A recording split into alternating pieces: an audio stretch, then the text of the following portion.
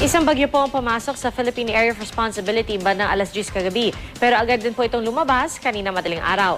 Ilang oras na lang ang inilagi ng bagyong Enteng na isang tropical storm at may international name na Kanun.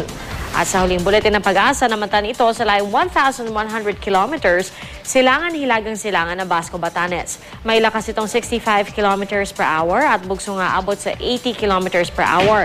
Tinatahak po nito ang pakanluran-hilagang-kanlurang direksyon sa bilis na 30 kilometers per hour at patungo na sa southern Japan at South Korea.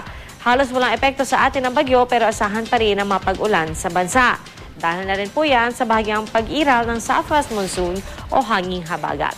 Nakaka-apekto po yan sa southern Luzon. Umiiral din po sa Visayas ang southwest monsoon. Kaya naman po, bagamat aaraw ay maghanda na rin po sa posibleng pag-ulan. May kagandahan naman ang panahon sa Dakong Mindanao pero maging alerto pa rin sa posibleng thunderstorm sa inyong lugar. Ano man ang panahon, magplano, magsiguro, makibalita sa GMA Weather.